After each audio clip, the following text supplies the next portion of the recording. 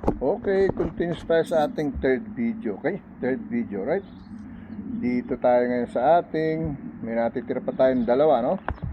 Sa ating third video, no? Ang ating natira ay Romans chapter 8, verse 9 to 13. Remember, we read some Romans before, no? On daily bread, no? Sa ating Romans kanina, di po ba? Ano ba yung Romans natin kanina? Aha.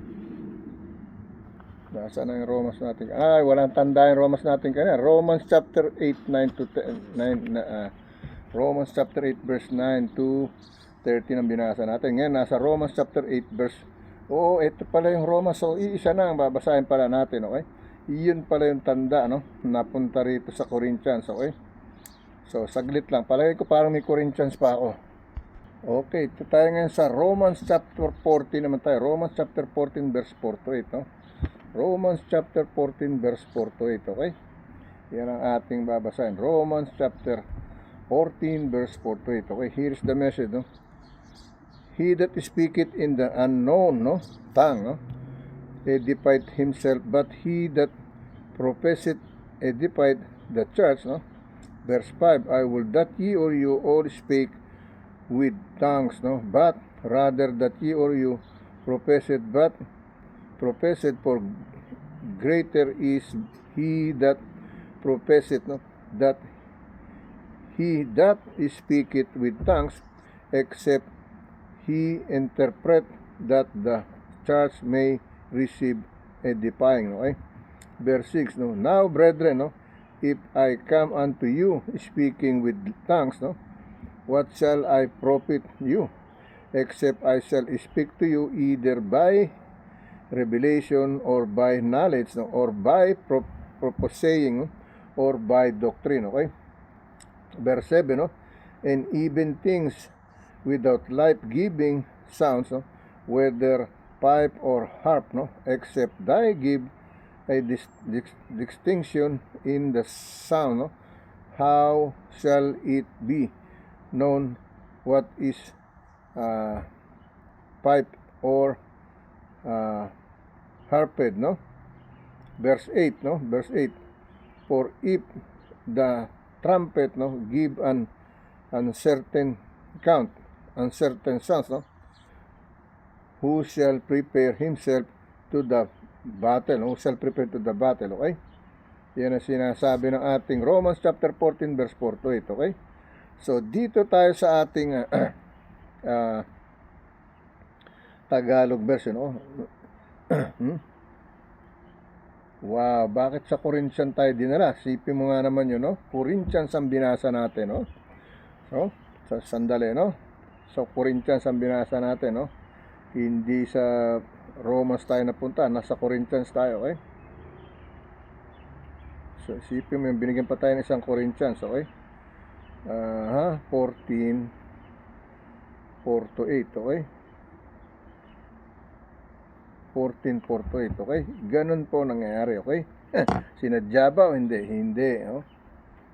Kasi ang tignan natin yung guide natin, pero ang binasa natin ay yung ibinigay sa atin, okay? Ang binasa natin, 1 Corinthians chapter 14 verse 4 to 8, okay? Here is the message in Tagalog version, okay?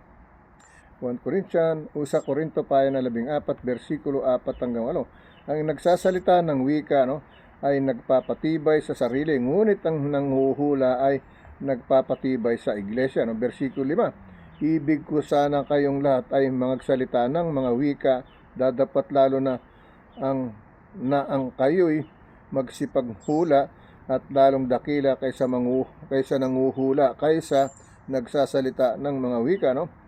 Maliban na kung siya'y mapagpaliwanag upang ang iglesia ay mapagtibay, okay? Versikulo 6, ngayon nga, no, mga kapatid, kung ako'y pumarian sa inyo na nagsasalita ng mga wika, anong inyong pakikinabangin sa akin, no? Maliban na kung kayo'y pagsalitaan ko sa pamamagitan ng pahayag o ng kaalaman o ng panghuhula o ng aral, okay?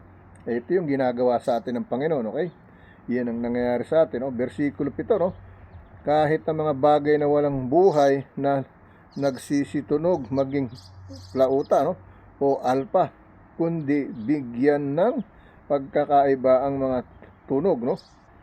Paanong malalaman kung ano ang tinutugtog ng plauta o sa alpa, no? Bersikulo 2, sapagkat kung ang pakakak ay tumunog sapagkat kung pakakak ay tumunog na walang katiyakan, sino ang hahanda sa pakikibaka? Okay, ibig sabihin, no? Sinong basta harap, sinong basta gaganap, no? Kung hindi alam ang gagawin, di po ba? Yan yung ating Corinthians, no? Chapter 1 Corinthians chapter 14, no? 1 Corinthians yan, no? 1 Corinthians chapter 14, okay?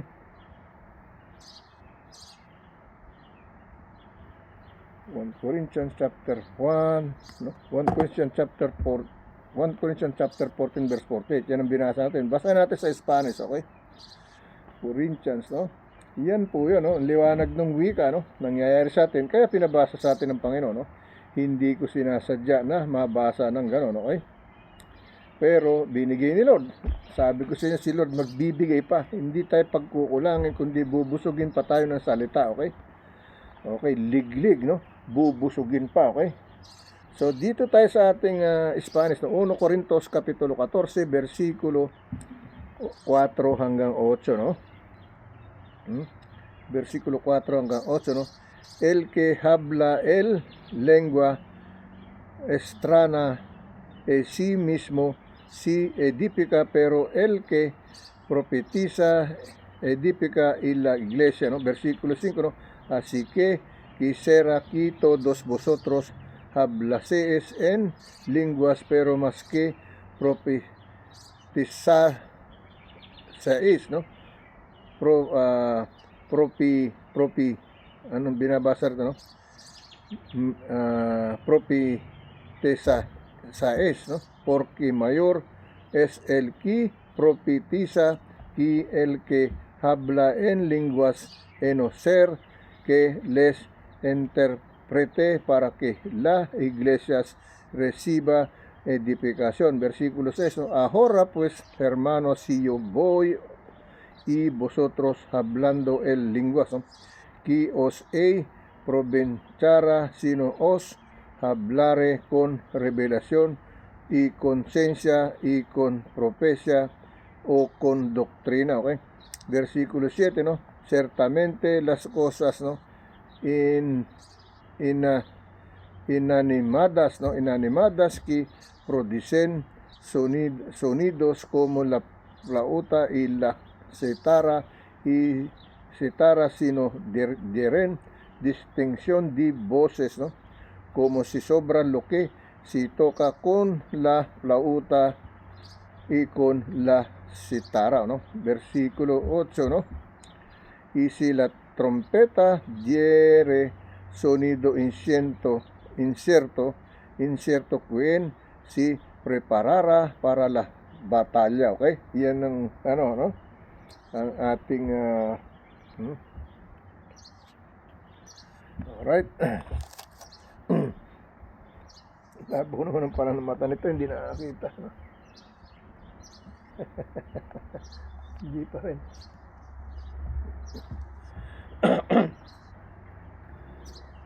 Alright. Dito tayo sa isa nating scripture chapter verse, no? Yung ating Roman. Punta natin yung Romans, no? Romans chapter 14, no? You see what happened, no? You think I intended to happen that way, but God, He gave me more, no? He gave me more, okay? I prepared already something, but He gave me more, no? Yan pong totoo, okay? Nagbibigay ako ng handog ko, dinadagdagan pa niya yung iahandog ko sa inyo, okay? Hindi lang sa kanya, kundi sa ating lahat na paalalahan na magabayan, okay? Now, dito tayo sa Romans chapter 14 verse 4 to 8, no? Ito yung aking hinihanda, okay? So, dito tayo sa Romans chapter 14 verse 4 to 8, no? Who art thou the judges another man's, no, servant to his own master, no? He standeth or faileth, no? Yea, he shall be holden up, no? For God is able to make him stand, okay? Verse 5, one man esteemeth one day, no? above another esteem it every day. Alike, let every man be fully persuaded in his own mind. Okay? Verse 6, no? He that regardeth the day regardeth it unto the Lord, and he that regardeth not the day to the Lord, he do it not regard it. He that eateth to the Lord, for he gave it God thanks, no? And he that eateth not to the Lord, he eateth not and give it God thanks. Okay? Verse 7, okay? For none of his live, no?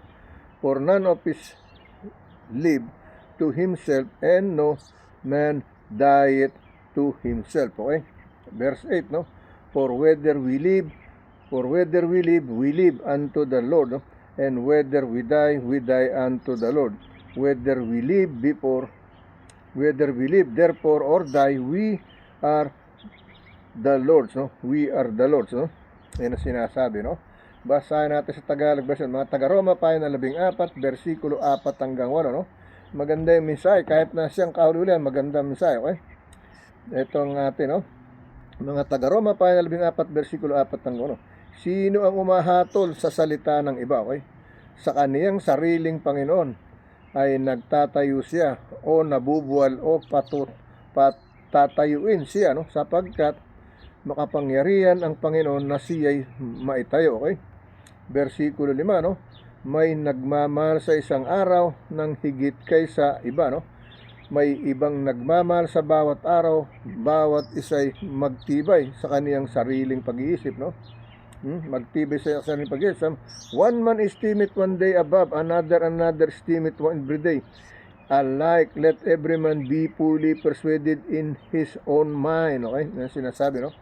May nagmamahal sa isang araw ng higit kaysa iba, no? May isang nagmamahal sa bawat araw, bawat isa'y magtibay sa kanyang sariling pag-iisip, no? Versikulo 6, ang nagmamahal sa araw ay minamahal ito sa Panginoon, no?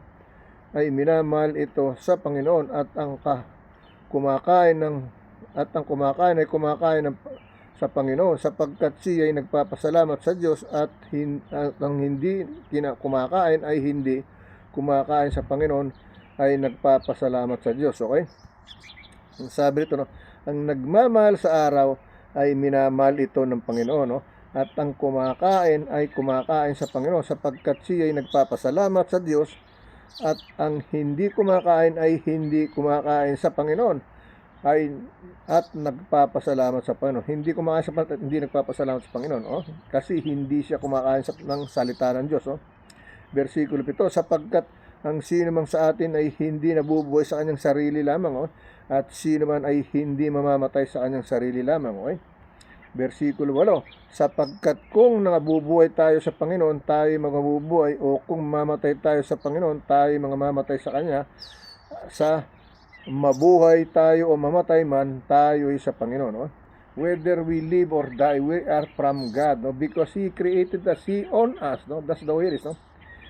The body is gonna go back to the soul, no? But the Holy Spirit is for Him. He owned these things, no? That's why He said here, no? For whether we live unto the Lord, and whether we die unto the Lord, no? Whether we live therefore or die, we are the Lord's, no? Yan ang ibig sabihin, okay? Malalalim yung English, no? May some hindi maunawa, no? Pero yung mga new translation na ngayon, madali mo na maunawa kasi na-develop nila yung translation ng English, kaya mas madali mong maunawaan, okay? Generation to generation yan, nababago, na-change yung mga wordings, no? Kaya minsan yung old believer nalilito sa bagong Biblia, okay? Kasi sinasali-salin lahi nila, no? Dinidevelop nila. That's why when it comes about that 10%, binago din nila, no? Kasi sila yung namumuno. Kaya there is a pastor, they said there is no 10%. It's up to you what is your will to give, no? That's the way it is, no? He didn't say 10% or 5%, but it's up to you. When you give something on your will, that is the better one, no? It's not because big or small, but it's a pre-offering from yourself, no? no burden, no nothing, just freely to give, no? That's the way it is, no? So tayo po'y manalangin, okay? Magbigay kayo ng maluwag sa iyong kalooban, no? Kaya nagigipit ka, kaya hindi bigay mo maluwag sa loob mo, masaya ka. Yun na yun, okay? Yun ang tamang pagbibigay, okay? Ngayon, nagbibigay ka, tapos isipin magigipit ka, ganito ganon, huwag ka magbigay, okay? Kasi hindi ka pinipilit ng Panginoon magbigay kung nagigipit ka, no? Pero hanga ako dyan sa iba, talagang hindi pa sila nakontento, nanghihingi pa sila na nanghihingi, no? Ang dami nang hinihingan ka pa rin nila, no? Minsan magtataka ka, no? Para bang kulang at kulang pa rin ang natatanggap nila sa kanilang church o ano man, no? Hingi pa rin sila ng hingi, no? O, alam nating tumutulong sila sa iba't iba, no? Pero magtataka ka kung saan napupunta, no? Bakit parang wala nang tigil sa kahingi, no? Yan ang aking pinagtataka. Pero hanap buhay yan, wala kang magagawa. Business pa rin yan, Sabi nga, no? Business, okay? But I'm not doing this as business. I'm doing this to save other soul and Holy Spirit. That's the way it is, no? I'm not collecting anything here, tithes or offering, no? No, nothing. I can give what I have to give, no? If I have something, no? But to collect something, expecting something, no? God said, don't, when you help somebody, don't expect something to return, no? Just help them, no? With freedom, no? With no expectation anything, okay? That's the way it is. Yun ang gusto niya. Tumulong ka nang walang hinihintay na kabayaran. Yun ang ibig sabihin ng Diyos, no? Ngayon tutulong ka, tapos parang hingi ka ng hingi, nagdidiman ka, parang hindi maganda, di ba? Kasi sinasabi ng Diyos yan, no? Tumulong ka ng walang bayad, no? Yan ang ibig sabihin ng Diyos, Tumulong ka ng walang kabayaran, okay? Pero ang tao mahilig tumanggap ng kabayaran, okay? Nako, lalo na pag dumating ng mga politika, nako po, ang daming sira dyan, no? Pastor, priest, no? Minister, they failed, no? When it comes to politics. Oh my goodness, no? They offer money, they don't know where is the money came from, bribe or mark money, no? They still gonna fail. They still gonna receive this money because of their church, no? But if you are with God, you don't need this money, no? Okay? And you have to think about it, where this money came from when they trying to offer you something, position. That's the way, always failing about the politics, no? Democracy has lost, no? That's the way it is, okay? Everyone needs democracy, no? But when we failed, there is no democracy, okay? Nagiging masama na, okay? So pray tayo, okay? Lord God, once again, here I am, Lord God, no? To say thank you to you, to always guide me. You always adding me more scripture chapters, even than I prepared already something for you, but you want me to read more, so I will, Lord God. No rejection, no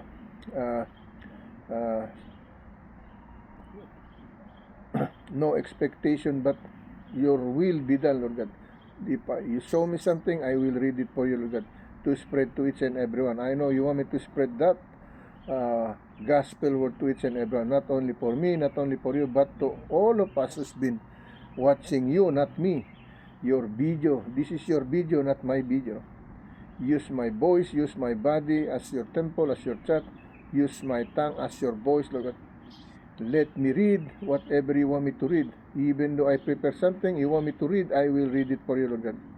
In your holy mighty name, Jesus, amen. Lord, healing prayer for all those people who's been seeking your healing prayer, Lord. Lord, I have close relatives that has been sick, have illnesses and sickness, Lord God. Lord, may you touch their heart and mind and soul, inside, outside of their human flesh, in the immortal body, Lord God, with their Holy Spirit, Lord. To you, there's nothing too hard for you. To you, there's nothing impossible to you. When we pray with me together, and you, by our God, no, the truly God, no, the Father, the Son, and the Holy Spirit, in truly one Spirit, Lord God. I know you're always listening to our wishes and prayers, no, what we ask for, Lord God, and you will grant us, O Lord God, by your unlimited love, by your holiness love, Lord God, by your grace and mercy and glory, Lord God. In your holy, mighty name, Jesus, amen. Lord, comfort all in the middle person, the victim of wars, Lord. Lord, heal the world, heal the world. Heal the whole world, Lord God. Universal, worldwide, nationwide, Lord God. In your holy, mighty name, Jesus, amen. Lord, protect all the best Christian leader, Lord God. The one who served to you, not the evil leaders, Lord God, but the Christ Christian life, Lord God. In your holy, mighty name, Jesus, amen and amen. Okay? So, hiniling natin sa Diyos na protektahan yung mga magagaling na nanunungkulan sa gobyerno, no? Okay? Ganon din sa mga iba't ibang tao, no? Na yumayakap sa Panginoon Diyos, nagbabalik loob sa Diyos, okay? Iyan po yan, no? So, sa aking mga kapuso, kapamilya, no? Naway natanggap niyo uli ang ating pag-aalay sa Panginoon at ito po'y alay din sa inyo, no? Hindi po ako napunta rito para lang sa akin sarili, para sa akin pamilya, kundi dahil sa Diyos at para sa inyong lahat, no? Naging servant na tayo, naging messenger na tayo to spread the gospel word of God. That's the only reason I am here. Nobody but Jesus, okay? Remember that, okay? So, see you tomorrow. God bless you to each and everyone, no? Maano po ko tayo Reverend Pastor din Pagtalunan, kinanay Pastor Amira Pagtalunan, no? Sa aking mga tiya, no? Tita Anet Argao, no? Kasama kayo sa aking prayer. Tita Yoli, no? Si Tia Saneng, Tita Lydia, no? Si Tita Tess, si Tia Arceli, Tita Elsa, no? At iba't iba ko pang mga kamag-anak, kapuso at kapamilya sa Briones at saka sa Mauricio, okay? Of course, sa mga Magsino, no? Luistro, no? Sa aking in-laws, no? Lahat po kayo kasama sa ating panalangin, no? Makinig kayo mga salita ng Diyos, pakainin ng ating katawan, loob at lobas ng ating katawan, puso at ang ating kaluluwa, no? Ang importante pa sa lahat, kaluluwa. Kahit anong pakainin natin, kahit ano pang kainin nating masasarap, we cannot feed our Holy Spirit except we read the gospel word of God. That is the best food of our Holy Spirit, no? Our Holy Soul, no? Not the food, no? You can eat all the best food that you want, tasty food, but not the Spirit, no? The Spirit will never gonna be happy for that. But when we read and open the Bible to read the gospel word of God, to feed our Holy Ghost, no? To drink that, to make them drink of the holy gospel word of God, no? And to shower our body inside, outside, make us our vitamins for every day. The gospel, glorious, precious word of God from the holy sacrament of book of Bible, okay? Yan po ang aking mensahe today, okay? So, God bless you. See you tomorrow, okay? Alright? Doon sa aking mga close friend, no? Close relatives, family at relatives and friends, you are all included here, no? When you see me accidentally, you watch me, close your eyes. Don't focus on me. When you see me, and then you hit mo, that is June, no? And then, close your eyes, no? And then listen to the gospel word of God. Try to listen what did you get, what did you eat, what did I eat, no? What I eat, you eat. That's the only thing I can tell you, no? No, I feed myself with gospel, I will feed you gospel for you, okay? That's the only thing I can tell you. So, God bless you. See you tomorrow, no? You stay on God's side and say thanks to God from yesterday, today, and tomorrow for another day, another year, day by day, no? With the will of God, thy will be done, no? In His holy, mighty name, Father, the Son, and the Holy Spirit, in three and truly one God, in one Spirit. Amen and amen, okay? Not the idolatry, okay? God bless you. Mwah.